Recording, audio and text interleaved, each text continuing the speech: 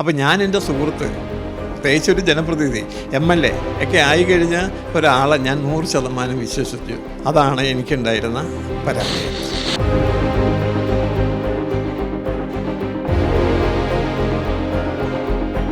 അപ്പോൾ ഇദ്ദേഹത്തിന് ഇവിടെ ഒരുപാട് സ്വാധീനമുണ്ട്. ഇയാൾ എന്താണ് എന്നുള്ള രൂപം ഇപ്പോൾ മനസ്സിലായില്ലേ, ഒരു രാഷ്ട്രീയക്കാരൻ, പിന്നെ ഭരണകക്ഷിക്കാരൻ.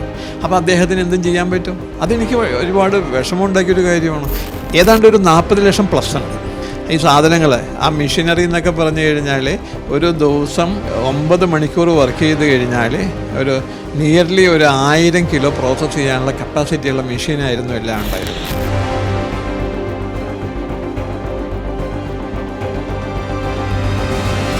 നമ്മൾ മലയാള ഭാഷയിൽ പറഞ്ഞ നീ എന്നെ എന്ത് ചെയ്യുമെന്നുള്ളതാണ് ഇത്. ഞാൻ 2 പ്രാവശ്യം MLA ആളാണ്. എനിക്ക് അതിനുള്ള ആംബിയറുണ്ട്, എന്നെ നേരിടാനുള്ള ശക്തി നിനക്കുണ്ട്. എൻ്റെ ഒരു ആത്മാർത്ഥ സുഹൃത്തും MLAയും കൂടെ പഠിച്ചവനുമായ ജനപ്രതിനിധി എന്നെ ശുദ്ധമായിട്ട് പറ്റിച്ചില്ലേ, അതിലാണ് എൻ്റെ ഏറ്റവും വലിയ സങ്കടം. ഈ പൈസയൊന്നും തിരിച്ച് കിട്ടണോ ഇല്ലയോ എന്നുള്ളതല്ല പ്രശ്നം. ഇനി ഇങ്ങനത്തെ ഒരു ദുരിതം ഒരു മനുഷ്യനും ഈ പാർട്ടിക്കാർ ചെയ്യാൻ പാടില്ല.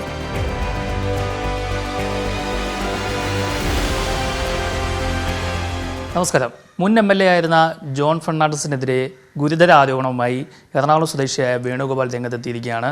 അദ്ദേഹം നടത്തിക്കൊണ്ടിരുന്ന ഫാബ്രിക്കോ എന്ന പേരുള്ള ഒരു ലോണ്ടറി സർവീസിലെ ഉപകരണങ്ങളൊക്കെ ഒരു സുപ്രഭാതത്തിൽ ഈ ജോൺ ഫെർണാണ്ടസും കുടുംബവും ചേർന്ന് അവിടെ നിന്നും കടത്തിക്കൊണ്ടുപോയി, അതായത് മോഷ്ടിച്ചു കൊണ്ടുപോയി എന്നുള്ളൊരു പരാതിയാണ് അദ്ദേഹം ഉന്നയിക്കുന്നത്.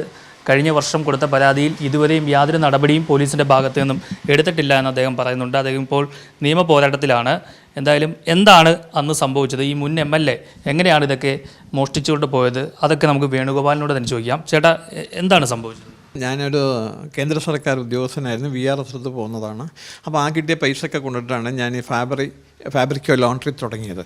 അപ്പോൾ അതിനകത്ത് ആദ്യ കാലഘട്ടത്തിൽ 2020 നവംബർ 1 എൻ്റെ സുഹൃത്തും MLAയുമായ ജോൺ ഫെർണാണ്ടസ് ഉദ്ഘാടനം ചെയ്യുകയും അതിനുശേഷം 2021 എനിക്ക് കിഡ്നി സംബന്ധമായ രോഗം ബാധിക്കുകയും യാത്ര ചെയ്യാനുള്ള അസൗകര്യങ്ങളൊക്കെ വന്നതുകൊണ്ടിട്ട് പിന്നെ അത് CCTV ക്യാമറയിലായിരുന്നു ഓപ്പറേഷൻ ഉണ്ടായിക്കൊണ്ടിരുന്നത്. അതിൻ്റെ കൂട്ടത്തിൽ എനിക്ക് ഒരു തോമസ് ഔസേപ്പ് എന്ന് പറഞ്ഞ ഒരാളെ പാർട്ട്ണറാക്കി കൊണ്ടുവന്നായിരുന്നു.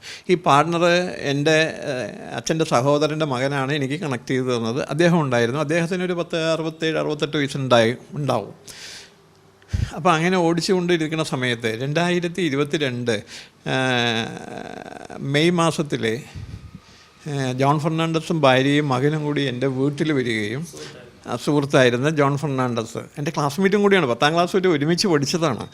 അപ്പോൾ അദ്ദേഹം കൂടി ഇവിടെ വന്നു കഴിഞ്ഞപ്പോഴേക്കും നീ പേടിക്കേണ്ട കാര്യമില്ല, ഞാനത് വേണ്ട വിധത്തിൽ സഹായിക്കാം. JC പെൻഷനായിട്ടുണ്ട്. അവർ ആംഗ്ലോ ഇന്ത്യൻ സ്കൂളിൽ തോപ്പുംപടി ആ ഭാഗത്ത് എവിടെയോ ഒരു സ്കൂളിൽ ക്ലർക്കായിരുന്നു. അപ്പോൾ അവർ റിട്ടയർമെൻറ്റ് ഏപ്രിൽ 2022 ഏപ്രിൽ 30 കണ്ടായിരുന്നു അവരുടെ റിട്ടയർമെൻറ്റ്. അപ്പോൾ അവർ വെറുതെ ഫ്രീ ആയിട്ടിരിക്കുന്നതാണ്. അപ്പോൾ അതിനുശേഷം നിന്നെ സഹായിക്കാം, നിനക്ക് രോഗമുണ്ടെന്ന് വിചാരിച്ചിട്ട് നീ ഭയപ്പെടണ്ട, നമുക്കതിനെ നേരിടണമെന്നൊക്കെയുള്ള ഒരുപാട് അഡ്വൈസൊക്കെ തന്നു. അപ്പോൾ ഞാൻ സഹായിക്കാം. അങ്ങനെയാണ് എൻ്റെ വീട്ടിൽ വെച്ചിട്ട് ഈ ചാവി ഇവിടെ വെച്ചിട്ട് തന്നെയാണ് ഞാൻ ഈ ചാവി എടുത്ത് കൊടുക്കുന്നത് നടത്തിപ്പിനായിട്ട്.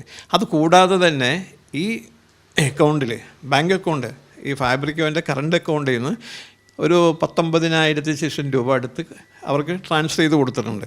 ഇത് ഡേ ടു ഡേ അഫയേഴ്സിലെ കാര്യങ്ങൾ നടത്താൻ വേണ്ടിയിട്ടായിരുന്നു. പിന്നെ അവിടെ വരുമാനം ഉണ്ടല്ലോ. അതിനുശേഷം പിന്നെ ഇത് CCTV ക്യാമറയിലാണ് ഞാനത് ഓപ്പറേഷൻ നടത്തിക്കൊണ്ടിരുന്നത് വെച്ചത്. അതിനുശേഷം ഉണ്ടായൊരു സംഭവം എന്താണെന്ന് വെച്ച് കഴിഞ്ഞാൽ ഇവർ വരവ് ചെലവ് കണക്കുകളൊന്നും ബോധിക്കപ്പെടാതെയും ബാക്കി ഒരു കാര്യങ്ങളും ഞാനുമായിട്ട് ഡിസ്കസ് ചെയ്യാതെയും ഈ CC ക്യാമറയുടെ ആക്സസ് ചെയ്യാൻ പറ്റാത്ത രൂപത്തിൽ ആക്കി കഴിഞ്ഞു. അതിനുശേഷം ഒരു കമ്മ്യൂണിക്കേഷനും ഇല്ല. അപ്പോൾ ഞാൻ എൻ്റെ സുഹൃത്ത് പ്രത്യേകിച്ചൊരു ജനപ്രതിനിധി MLA ഒക്കെ ആയിക്കഴിഞ്ഞ ഒരാളെ ഞാൻ 100% വിശ്വസിച്ചു. അതാണ് എനിക്കുണ്ടായിരുന്ന പരാജയം. അപ്പോൾ ഒരു ദിവസം അവിടുത്തെ ഒരു കസ്റ്റമർ വിളിച്ചിട്ടും പറഞ്ഞ് കഴിഞ്ഞ 2 ദിവസം മുമ്പ് ഇവിടെ രാത്രിക്ക് സാറിൻ്റെ സ്ഥാപനത്തിലെ എല്ലാ മെഷീനറികളും അതിൻ്റെ ഫ്രണ്ടിൽ ഉള്ള ഗ്ലാസ് വരെയും അവർ ഇളക്കി കൊണ്ടുപോയിട്ടുണ്ട്. അപ്പോൾ ഇത് മുഴുവൻ കൊണ്ടുപോയിരിക്കുന്നത് ഈ മെയ്ക്കാട് എന്ന് പറഞ്ഞ സ്ഥലത്താണ്. ഈ മെയ്ക്കാട് ഇയാളുടെ ഭാര്യ, ഈ ജോൺ ഫെർണാണ്ടസിൻ്റെ ഭാര്യ സഹോദരൻ ഒരു ജോൺസൺ, പിന്നെ ഇവരുടെ ബന്ധു ഒരു ജസ്റ്റിൻ, അവരൊക്കെ കൂടിയാണ് ഇട്ടേക്കുന്നത്. അപ്പോൾ അങ്കമാലിയിൽ നിന്ന് എങ്ങാണ്ടാണ് ലോറി കൊണ്ടുവന്നിട്ട് അവർ കൊണ്ടുപോയേക്കണം എന്നുള്ളതാണ് വന്നത്. ഇത് അറിഞ്ഞപ്പോൾ താങ്കൾ പിന്നെ എന്ത് ചെയ്തു? എനിക്കൊന്നും ചെയ്യാൻ കഴിയാത്തൊരവസ്ഥയിലാണ്. എൻ്റെ ആരോഗ്യസ്ഥിതിയാണല്ലോ എനിക്ക് ഏറ്റവും വലിയ വലുത്. എന്താ വെച്ചാൽ രോഗത്തിൽ നിന്ന് വിമുക്തനായിട്ട് ശേഷമാണ് എനിക്കിതിനെക്കുറിച്ച് അന്വേഷിക്കാൻ പറ്റുള്ളൂ. ഈ സാധനം കടത്തിക്കൊണ്ട് പോയ അറിഞ്ഞ ശേഷം പോലീസ് പരാതിപ്പെട്ടോ? എന്താണ് പിന്നെ? പോലീസിൽ പരാതിപ്പെട്ട് കഴിഞ്ഞപ്പോഴേക്കും ഇയാളുടെ രാഷ്ട്രീയ സ്വാധീനം ഉപയോഗിച്ചിട്ട് അതിനെ ഫ്രീസ് ചെയ്യണം ചെയ്തത്. ജോൺ ഫെർണാണ്ടസ് എന്താ പറഞ്ഞത്? ജോൺ ഫെർണാണ്ടസിന് ഞാൻ വക്കീൽ നോട്ടീസ് വെച്ചിട്ട് അയാൾ എടുത്തില്ല. ഫോണിൽ വിളിച്ചിട്ട് സംസാരിച്ചില്ല? ഇല്ല, സംസാരിക്കുന്നതൊക്കെ ഒരു കോണ്ടാക്റ്റും ഇല്ലാതെ ഞാനുമായിട്ട് ഒരു ബന്ധവും അവർ ഇഷ്ടപ്പെടുന്നുണ്ടായിരുന്നില്ല എന്നുള്ളതാണ്. അപ്പം ഞാനത് മനസ്സിലാക്കി എന്താണെന്ന് വെച്ച് കഴിഞ്ഞാൽ എന്നെ ചീറ്റ് ചെയ്യാൻ വേണ്ടി തന്നെയായിരുന്നു എന്നുള്ളതാണ് എൻ്റെ മനസ്സിൽ കയറിയൊരു സംഭവം. അപ്പോൾ അങ്ങനെ വന്നു കഴിഞ്ഞപ്പോഴേക്കും ഉണ്ടായൊരു മറ്റൊരു വികാരം എന്താണെന്ന് വെച്ച് കഴിഞ്ഞാൽ വക്കീൽ നോട്ടീസ് അയച്ചു, പോലീസ് സ്റ്റേഷനിൽ പരാതി കൊടുത്തു, എടുത്തില്ല, കമ്മീഷൻ ഓഫീസിൽ പരാതി കൊടുത്തു, എടുത്തില്ല. അവസാനം എനിക്ക് എൻ്റെ ലീഗൽ കൗൺസിൽ പറഞ്ഞത് നമുക്ക് പ്രൈവറ്റ് അന്യായം കൊടുക്കാം. അത് പോലീസ് എന്തുകൊണ്ടാണ് പരാതി സ്വീകരിക്കാഞ്ഞത്? ഇദ്ദേഹത്തിൻ്റെ രാഷ്ട്രീയ സ്വാധീനം. അയാൾ CPIM-ൻ്റെ ഇവിടുത്തെ ജില്ലാ സെക്രട്ടേറിയറ്റ് മെമ്പർ, പിന്നെ അതുകൂടാതെ തന്നെ എറണാകുളം ജില്ലാ CIT-ൻ്റെ പ്രസിഡൻറ്റും കൂടിയാണ് അദ്ദേഹം. അപ്പോൾ ഇദ്ദേഹത്തിന് ഇവിടെ ഒരുപാട് സ്വാധീനമുണ്ട്. ഇയാൾ എന്താണ് എന്നുള്ള രൂപം ഇപ്പോൾ മനസ്സിലായില്ലേ, ഒരു രാഷ്ട്രീയക്കാരൻ, പിന്നെ ഭരണകക്ഷിക്കാരൻ. അപ്പോൾ അദ്ദേഹത്തിന് എന്തും ചെയ്യാൻ പറ്റും. അതെനിക്ക് ഒരുപാട് വിഷമമുണ്ടാക്കിയൊരു കാര്യമാണ്. അപ്പം എത്ര ലക്ഷം രൂപയുടെ സാധനങ്ങളാണ് കൊണ്ടുപോയത്? ഏതാണ്ട് ഒരു 40 ലക്ഷം പ്ലസ് ഉണ്ട് ഈ സാധനങ്ങൾ. ആ മെഷീനറി എന്നൊക്കെ പറഞ്ഞു കഴിഞ്ഞാൽ ഒരു ദിവസം 9 മണിക്കൂർ വർക്ക് ചെയ്ത് കഴിഞ്ഞാൽ ഒരു നിയർലി ഒരു 1000 കിലോ പ്രോസസ്സ് ചെയ്യാനുള്ള കപ്പാസിറ്റിയുള്ള മെഷീനായിരുന്നു എല്ലാം ഉണ്ടായിരുന്നത്. അത് 35-40 കിലോയൊക്കെ ഒരു 20 മിനിറ്റ് കൊണ്ട് പ്രോസസ്സ് ചെയ്യാൻ പറ്റും. അങ്ങനത്തെ അതൊരു മെഷീൻ. അതുകൂടാതെ തന്നെ പിന്നെ 20 കിലോ ഉപയോഗിക്കാവുന്ന 2 മെഷീനും, 10 മണി 20. പിന്നെ ഒരു ചെറിയ മെഷീനും ഉണ്ടായിരുന്നു, ഡ്രൈ ക്ലീനിങ്ങും ഉണ്ടായിരുന്നു. എല്ലാ സംഭവവും അവിടെ ഉണ്ടായിരുന്നതാണ്. അപ്പോൾ ഇതൊക്കെ കൊണ്ടുപോയി അവരിപ്പോൾ അവിടെ ഇയാളുടെ അളിയൻ, അതായത് ജോൺ ഫെർണാണ്ടസിൻ്റെ ഭാര്യയുടെ സഹോദരൻ ജോൺസൺ അന്ന ലോണ്ടറി എന്നും പറഞ്ഞിട്ടാണ് അവിടെ അത് തുടങ്ങിയിരിക്കുന്നത്.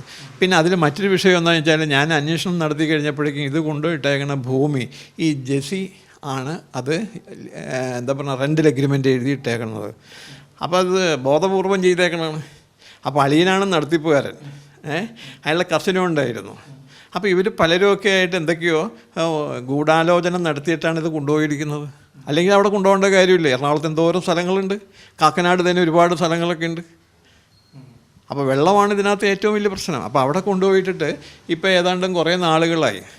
പിന്നെ ഞാനിതിൻ്റെ പുറകെ അന്വേഷിച്ച് നടന്ന് ഞാൻ തന്നെ പോയി കണ്ട് ഈ സ്ഥലം, എൻ്റെ കൂട്ടുകാരെ കൂടി ഞാൻ പോയി കണ്ട് അതിൻ്റെ ഫോട്ടോയൊക്കെ ഞാൻ എടുത്തിട്ടുണ്ടായിരുന്നു. അപ്പോൾ ഇതൊക്കെയാണ് ഇതിൻ്റെ എൻ്റെ വ്യക്തമായിട്ടുള്ള ചിത്രങ്ങൾ മൊത്തം. അതായത് താങ്കൾ VRS എടുത്ത് കിട്ടിയ പണം മുഴുവൻ ഇതിന് മുടക്കുകയാണ്? അതെ, ഇത് ബാങ്ക് ലോണൊന്നുമില്ല. ഇത് ബാങ്ക് ലോൺ ഉണ്ടായിരുന്ന വെച്ചെങ്കിൽ ആ പ്രോപ്പർട്ടി ബാങ്ക് കൊണ്ടുപോകായിരുന്നില്ലേ. അപ്പോൾ ബോധപൂർവമാണ്. അപ്പോൾ എന്താ വെച്ചാൽ നമ്മൾ മലയാള ഭാഷയിൽ പറഞ്ഞ നീ എന്നെ എന്ത് ചെയ്യും എന്നുള്ളതാണ്.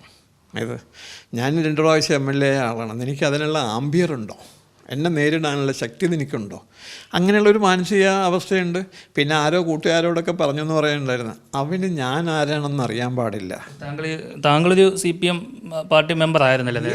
ഞാൻ 78-79 കാലഘട്ടത്തിൽ ഇവിടുത്തെ വെണ്ണല, അതായത് പാലാരിവട്ടത്തിന് കിഴക്ക് ഭാഗത്ത് വെണ്ണല എന്ന് പറയുന്ന സ്ഥലത്ത് ഇല്ലം ബ്രാഞ്ചിൽ പാർട്ടി മെമ്പറാണ്, CPM മെമ്പറായിരുന്നു ഞാൻ. 96-ലാണ് പിന്നെ ഞാൻ മെമ്പർഷിപ്പ് പുതുക്കാതിരുന്നത്. എന്നിട്ട് താങ്കൾ ഈ പാർട്ടിക്കാർക്ക്, അതായത് പാർട്ടിക്ക് പരാതി കൊടുത്തോ? സാധാരണ ഈ CPM-കാരുമായിട്ട് ബന്ധപ്പെട്ടുള്ള പരാതികളൊക്കെ പാർട്ടിയാണ് അത് സോൾവ് ചെയ്യുന്നത്. അതെ, ഇത് സമയം വൈകാനുള്ള കാരണം തന്നെ ആദ്യം തന്നെ കൊടുത്തത് നമ്മുടെ സംസ്ഥാന സെക്രട്ടറി ഗോവിന്ദൻ മാസ്റ്റർക്ക് ഒരു പരാതി മെയിലിലും കൊടുത്തു, രജിസ്റ്റേർഡായിട്ട് സ്പീഡ് പോസ്റ്റിൽ അയച്ചും കൊടുത്തു. എന്തെങ്കിലും മറുപടി ഉണ്ടായിരുന്നു? മറുപടിയൊന്നും ഉണ്ടായിരുന്നില്ല. അത് കഴിഞ്ഞ് ഞാനും വിശ്വസിക്കുന്ന ഒരു പ്രസ്ഥാനമാണല്ലോ. അപ്പോൾ ആ പ്രസ്ഥാനത്തിൻ്റെ മുഖ്യമന്ത്രി ആണിപ്പോൾ നടക്കണ പിണറായി സഖാവിനും ഞാൻ പരാതി കൊടുത്തിട്ടുണ്ടായിരുന്നു, മെയിലിൽ കൊടുത്തിട്ടുണ്ടായിരുന്നു, മറ്റേ എന്താ പറയുക രജിസ്റ്റേർഡായിട്ട് അയച്ചു കൊടുത്തിട്ടുണ്ടായിരുന്നു. ഇത് കൂടാതെ ഇവിടെ മന്ത്രി രാജീവ് കളമശ്ശേരിക്കാരനാണ്, അദ്ദേഹത്തിനെ പോയി കണ്ടിട്ടുണ്ടായിരുന്നു. ഞാനും എൻ്റെ മകളും കൂടി പോയാണ് കണ്ടത്. അദ്ദേഹത്തിന് കൊടുത്തു, എൻ്റെ മകളും കൂട്ടത്തിലുണ്ടായിരുന്നു. അപ്പോൾ അവിടെ കൊണ്ട് കൊടുത്തു കഴിഞ്ഞപ്പോഴേക്കും അദ്ദേഹം പറഞ്ഞു, ഞാനിത് തിരുവനന്തപുരത്ത് പോയിട്ട് ഗോവിന്ദൻ മാഷുമായിട്ട് സംസാരിച്ച് വേണ്ട നടപടി എടുക്കാമെന്ന് പറഞ്ഞു. പിന്നെ ഒന്നും ഉണ്ടായിട്ടില്ല. പിന്നെ ഇവരെന്നെ തിരിച്ചറിയില്ല. അപ്പോൾ എന്താ കാരണം എന്ന് വെച്ച് കഴിഞ്ഞാൽ ഇവർ വിചാരിച്ചു അവൻ എന്താണെന്ന് വെച്ചാൽ ചെയ്യട്ടെ. അപ്പോൾ താങ്കളുടെ അവസ്ഥ എങ്ങനെയാണ്? എൻ്റെ അവസ്ഥ എങ്ങനെയാണെന്ന് വെച്ചാൽ ഞാനിപ്പോഴും മരുന്നും കൊണ്ട് ജീവിക്കുന്ന ഒരാളാണ്. ഇപ്പോൾ കഴിഞ്ഞ കുറച്ച് ദിവസങ്ങൾ എനിക്ക് ഈ ഇത് എന്താ പറയണേ, കിഡ്നിയുടെ അസുഖം വന്നപ്പോൾ തന്നെ കൊറോണ വന്നു കഴിഞ്ഞിട്ട് ഡെങ്കി വന്നു കഴിഞ്ഞിട്ട് കൈക്ക് കാർപ്പൽ ടണൽ സിൻഡ്രോം എന്ന് പറഞ്ഞ രോഗമാണ് 2 കൈക്കും. കണ്ടോ, വിരലുകളൊക്കെ പിടിക്കാനൊക്കെയുള്ള ബുദ്ധിമുട്ടുണ്ട്. ഇത് സർജറി കഴിഞ്ഞിട്ടിരിക്കുന്നതാണ്. MAJ ഹോസ്പിറ്റലിലായിരുന്നു സർജറി. ഇപ്പോൾ അത് കഴിഞ്ഞിട്ട് പ്രോസ്റ്റേറ്റിൻ്റെ പ്രശ്നം വന്ന കാരണം ഉറക്കം ഉണ്ടാവില്ല. രാത്രി 6-7 പ്രാവശ്യമൊക്കെ എണീറ്റ് മൂത്രം ഒഴിക്കണമായിരുന്നു. അതിപ്പോൾ ഈ കഴിഞ്ഞ മെയ് 27-നാണ് ആസ്റ്റർ മെഡിസിറ്റിയിൽ അതിൻ്റെ സർജറി നടത്തുന്നത്. അത് അവിടെ 3 ലക്ഷത്തി ചില്ലാനം രൂപ അതിന് ചിലവായതാണ്. അപ്പോൾ ഇതേപോലെയുള്ള പ്രതിസന്ധിയിലാണ് ഞാൻ ജീവിക്കുന്നത്. പിന്നെ വേറൊരു സംഭവം എന്ന് വെച്ച് കഴിഞ്ഞാൽ മനസ്സിനകത്ത് ഭയങ്കര പ്രയാസമാണ്. കാരണം എന്ന് വെച്ച് കഴിഞ്ഞാൽ എൻ്റെ ഒരു ആത്മാർത്ഥ സുഹൃത്തും MLAയും കൂടെ പഠിച്ചവനുമായ ജനപ്രതിനിധി എന്നെ ശുദ്ധമായിട്ട് പറ്റിച്ചില്ലേ, അതിലാണ് എൻ്റെ ഏറ്റവും വലിയ സങ്കടം. പിന്നെ നീ എന്നെ എന്ത് ചെയ്യുമെന്നുള്ളത് ഞാനൊന്ന് നോക്കട്ടെ എന്ന് പറഞ്ഞപ്പോൾ എനിക്കും സ്വാഭാവികമായിട്ട് ഞാനും ഒരു എന്താ പറയുക പുരുഷനല്ലേ, എനിക്കും വാശി വന്നു. അങ്ങനെയാണ് ഞാനിങ്ങനെ മൊത്തത്തിൽ എന്താ പറയുക എല്ലാവരുമായിട്ട് ഈ കാര്യമൊക്കെ ഡിസ്കസ് ചെയ്തു.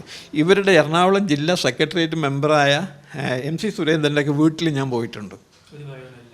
ഒരു പ്രയോജനമില്ല. ഇവരെ പല ആൾക്കാരുടെ അടുത്തും ഞാൻ പോയി സംസാരിച്ചു. ഇവിടുത്തെ ജില്ലാ കമ്മിറ്റി ഞാനൊരു കുറിമാനം ഉണ്ടാക്കിയെന്ന് വെച്ചാൽ ഇന്നതാണ് കാര്യം, എൻ്റെ പേര് വേണുഗോപാൽ എന്നാണ്, ഞാൻ ഇന്ന സ്ഥലത്താണ് താമസിക്കുന്നതെന്നൊക്കെ പറഞ്ഞ് ഡീറ്റെയിൽസൊക്കെ എഴുതിയിട്ട് ഇവരുടെ ജില്ലാ സെക്രട്ടറി, ഇതേപോലെയുള്ള ഇവരുടെ എന്താ പറയണ ജില്ലാ കമ്മിറ്റി അംഗങ്ങൾ, അങ്ങനെ CATUവിൻ്റെ ആൾക്കാർ, പ്രസിഡൻറ്റ്, സെക്രട്ടറി, ഇയാൾ പ്രസിഡൻ്റാണ്, സെക്രട്ടറി ഉണ്ടായിരുന്നു, അവർക്കൊക്കെ ഞാൻ അയച്ചു കൊടുത്തിട്ടുണ്ട്. ഒരു കാര്യം ഉണ്ടായതല്ല. അവരെന്നെ എന്താ പറയുക ഒരു പരിഗണന എന്നില്ല. ഞാനൊരു പാർട്ടിക്കാരനായിരുന്നു എന്നുള്ളതിൻ്റെ പരിഗണന പോലും തരാതെ അവരെന്നെ ഒഴിവാക്കി. ഇതാണ് എൻ്റെ സങ്കടം. എൻ്റെ പണം എന്താണെന്ന് വെച്ച് കഴിഞ്ഞാൽ അതിനേക്കാൾ കൂടുതൽ എൻ്റെ വീട്ടിൽ ഭാര്യയും ഭർത്താവും മകനും കൂടി വന്നപ്പോൾ ഇത് യഥാർത്ഥത്തിൽ ഞാൻ തട്ടിപ്പാണെന്ന് ഒരിക്കലും വിചാരിച്ചില്ല. ഇവരുടെ ഉള്ളിൽ വേറെ എന്തോ ഉണ്ടായിരുന്നു. അപ്പോൾ അത് എന്നെ ചതിച്ചു. അതിൽ ഭയങ്കരമായിട്ട് മാനസിക പ്രയാസങ്ങളാണ്. ഈ പൈസയൊന്നും തിരിച്ച് കിട്ടണോ ഇല്ലയോ എന്നുള്ളതല്ല പ്രശ്നം. ഇനി ഇങ്ങനത്തെ ഒരു ദുരിതം ഒരു മനുഷ്യനും ഈ പാർട്ടിക്കാർ ചെയ്യാൻ പാടില്ല. ഇതാണ് എനിക്ക് പറയാനുള്ളത്. തീർച്ചയായിട്ടും അദ്ദേഹം അതുകൊണ്ട് തന്നെയാണ് ഇത്തരത്തിൽ മറുനാടൻ്റെ മുമ്പിൽ വന്ന് ഇക്കാര്യങ്ങളൊക്കെ വിശദീകരിച്ച്. എന്തായാലും അദ്ദേഹം ആത്മാർത്ഥ സുഹൃത്തിൻ്റെ ചതിയിൽപ്പെട്ട് ഇപ്പോൾ പണം പോലും ചികിത്സിക്കാനില്ല എന്നാണ് പറയുന്നത്. 40 ലക്ഷത്തിലധികം രൂപ മുടക്കി വാങ്ങിയ ഉപകരണങ്ങളൊക്കെയാണ് ഈ ജോൺ ഫെർണാണ്ടസും കുടുംബവും അവിടെ നിന്ന് കടത്തിക്കൊണ്ട് പോയതെന്നാണ് പറയുന്നത്. അതേസമയം ജോൺ ഫെർണാണ്ടസിനെ ബന്ധപ്പെട്ടപ്പോൾ അദ്ദേഹം പറഞ്ഞത് ഈ പരാതി, ഇദ്ദേഹം പറയുന്ന ആരോപണങ്ങളൊക്കെ അടിസ്ഥാനരഹിതമാണ് എന്നാണ് പറയുന്നത്. ഇത് അദ്ദേഹം കരുതി കൂട്ടി മറ്റെന്തോ ലക്ഷ്യങ്ങളൊക്കെ വെച്ചുകൊണ്ടാണ് ഇത്തരത്തിൽ സംസാരിക്കുന്നത്. ഒരിക്കലും അങ്ങനെ ഈ ഉപകരണങ്ങളൊന്നും അവിടെ നിന്ന് കടത്തിക്കൊണ്ട് പോയിട്ടില്ല എന്നാണ് അദ്ദേഹം പറയുന്നത്. ഇദ്ദേഹത്തിനെതിരെ നിയമ നടപടികൾ ആരംഭിച്ചിട്ടുണ്ട് എന്നാണ് അദ്ദേഹം പറഞ്ഞത്. നിയമത്തിൻ്റെ വഴിയിൽ കൂടി വേണുഗോപാലിനെ നേരിടാനാണ് ജോൺ ഫെർണാണ്ടസിൻ്റെ തീരുമാനമെന്നും മറുനാടിനോട് അദ്ദേഹം വിശദീകരിച്ചിട്ടുണ്ട്. എന്തായാലും ഈ പരാതി CPM നേതൃത്വം ഇടപെട്ട് അത് ഏതെങ്കിലും രീതിയിൽ വേണുഗോപാലിൻ്റെ ഭാഗത്താണ് ശരിയെന്നുണ്ടെങ്കിൽ അദ്ദേഹത്തിന് വേണ്ട സഹായങ്ങൾ പാർട്ടി ചെയ്തു കൊടുക്കുമെന്നാണ് പ്രതീക്ഷിക്കുന്നത്. കൊച്ചിയിൽ നിന്നും ശബരിനാഥിനോടൊപ്പം R. പിയൂഷ്, മറുനാടൻ TV.